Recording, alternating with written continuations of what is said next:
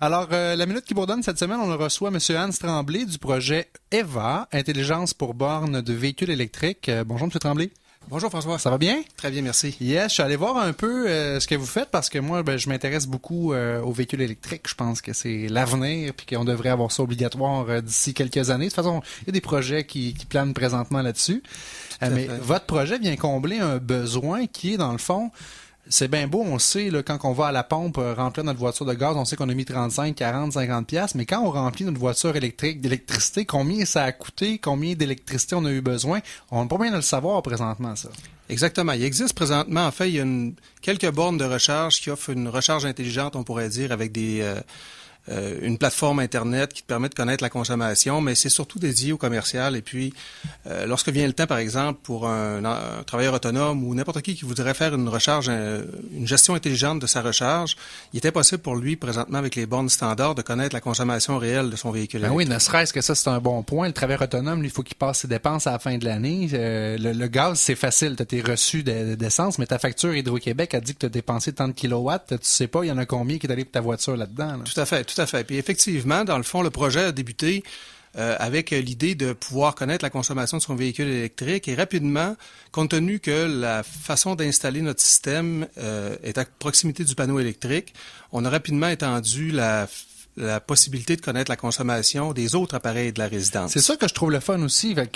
Parce qu'on s'entend qu'actuellement, les voitures électriques, c'est pas nécessairement accessible à toutes les bourses. Là. Les gens qui investissent là-dedans, là, ils l'ont tatoué sur le cœur. Le côté écologique est important. Ou c'est des tripeux de gadgets. Là. Mais rendu là, si tu te dis, OK, je peux-tu savoir combien je consomme avec ma thermopompe, avec, je sais pas, mon chauffe-eau? Là, il y a moyen avec votre système de le savoir, ça. Tout à fait, exactement. Donc, dans le fond, l'objectif avec le projet EVA est de permettre aux gens de voir une consommation intelligente dans l'objectif de réduire les coûts annuels d'électricité. Parce que il y a des études qui ont démontré que le simple fait de connaître la consommation électrique de tes appareils, simplement par la connaissance de qu'est-ce qui coûte quoi, par exemple, au niveau de la sécheuse à linge, au niveau de la thermopompe, du spa, va amener une réduction de ta facture annuelle de 5 à 15 %. Donc, c'est significatif quand même. Moi, je le croirais. J'ai travaillé dans l'automobile. J'ai été chez Lexus les années qu'on a commencé à avoir des véhicules hybrides, entre autres le RX 400H, que j'ai participé au lancement de ce véhicule-là. Puis, les clients devenaient un peu comme omnibulés par leur consommation. J'ai vu des blogs se créer où les gens échangeaient entre eux la consommation, essayaient de se battre. Hey, moi, ce mois-ci, j'ai fait 8 litres au 100 et moi, j'ai fait 7. Le monde se relance. On devient comme fiers de tout ça. Un peu le principe de gamification. Vous parlez de ça au geek Mikey la fin de semaine, mais quand on embarque dans cet état d'esprit-là, sur un côté de consommation, là, c'est le fun en tabarouette parce que d'un, on fait notre part pour l'environnement puis on sauve de l'argent en même temps aussi comme consommateur. Tout à fait. Puis ce qu'il faut savoir aussi, c'est que on est effectivement à un tournant dans le domaine du transport, mais le Québec est tellement bien positionné pour prendre ce virage-là. On a l'essence qui coûte pratiquement le plus cher en Amérique du Nord avec l'électricité qui coûte la moins chère. Donc, c'est le temps de faire ce changement-là. Puis, nous, on apporte notre petite contribution à ça. Évidemment, pour moi, le virage vers l'électrique, c'est passé avec le kilométrage que je faisais année après année, environ 50-55 000 kilomètres par année. Quand même beaucoup avec de route. Mon véhicule. C'était 8 000 d'essence, huile, les bougies, les straps, alternateurs, etc. J'avais pour 8 000 de dépenses annuelles de véhicule. Calculé sur 8 ans, là, c'est comme 64 000 que je donnais tout simplement. Et puis, lorsqu'on pense à tout simplement l'essence, d'où qu'elle provient, si on fait juste abstraction de l'aspect écologique, on fait juste parler de l'aspect économique, c'est de l'argent que je sors de ma famille, ma conjointe et moi avons 5 enfants, c'est de l'argent qui s'en va tout simplement dans d'autres pays, au lieu de pouvoir tout simplement faire la consommation de notre électricité qui est produite ici, puis qu'en plus, comme tu le disais si bien, c'est l'énergie qui est propre. Donc, c'est un super beau projet que vous avez là. Est-ce que c'est parti de vos propres besoins personnels ou c'est une observation? Vous étudiez en électricité? En fait, je dois dire que je suis cofondateur. Moi, c'est une passion que j'ai pour les véhicules électriques. En fait, c'est une passion que j'ai développée à force de détester mettre de l'essence. Et je me suis rapidement vu tourner de bord, mais j'ai également aussi un ami qui est cofondateur avec moi, Serge, qui lui a fait une maîtrise en génie électrique, qui a développé le projet. Je vous dirais que la tête en arrière du projet, parce que lui, dans le fond, a développé vraiment à partir de zéro tout ce qui est de de la portion matérielle et également de la portion logicielle.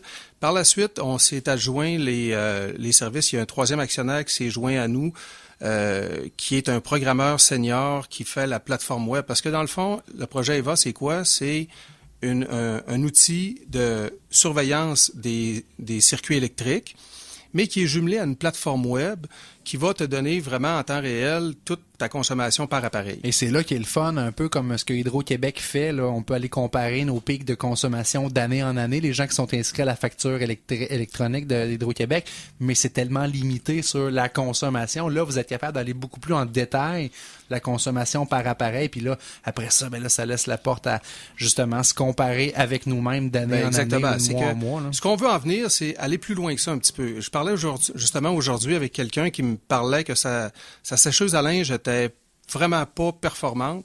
Alors, nous, on va être capable d'y aller, de dire, par exemple, à des clients, ce que ça te coûte pour ta sécheuse, c'est 2 fois plus cher que la moyenne de tout le monde. Achète-en une de suite, tu vas la rembourser en 8 mois. Puis, on est capable avec des chiffres de faire ces calculs-là. Exactement. Donc, le projet qui est lancé sur la ruche, présentement, vous voulez atteindre un montant de 10 000 $ qui va servir à quoi, ce 10 000 $-là?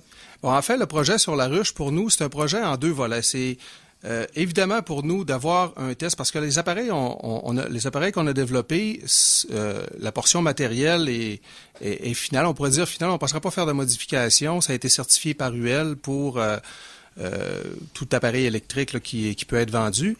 Donc, ce qu'on veut, c'est avoir des unités sur le terrain pour vraiment faire le test, savoir avec nos clients qu'est-ce qui fait, qu'est-ce qui fait pas, comment est-ce qu'eux auraient aimé avoir ça en plus. Puis la deuxième portion, ben pour nous, c'est de savoir est-ce qu'il y a un potentiel commercial, c'est-à-dire que est-ce que quelqu'un est prêt à payer pour obtenir l'appareil. Parce qu'évidemment, si on cherche des testeurs et qu'on donne l'appareil... Ça va lever la main. Il y a beaucoup de mains qui vont lever. Ben oui, c'est une belle façon justement de faire un sondage, un peu aller sonder le pouls des gens, voir comment ça répond. Présentement, 50% de l'objectif, puis ça fait pas des lunes que vous êtes sur la ruche, non, ça va bien. 3 semaines. Alors, on invite les gens à aller voir du côté de laruchequebec.com le projet EVA, l'intelligence pour bornes de véhicules électriques. Hans Tremblay, on aurait pu en jaser pendant des heures. C'est vraiment un beau projet que vous avez là. Je vous souhaite la meilleure des chances avec la suite des choses, puis vous reviendrez nous en parler à l'émission. On pourra se prendre peut-être un 15-20 minutes d'entrevue pour aller dans le fond de l'histoire. Ça sera un grand plaisir, François, puis merci de donner l'opportunité par cette émission-là aux entrepreneurs de pouvoir parler de leur projet. C'est fantastique. On est là pour vous, puis on va vous partager le podcast par la suite également. Fait que merci, M. Tremblay. Mikey, c'est la fin de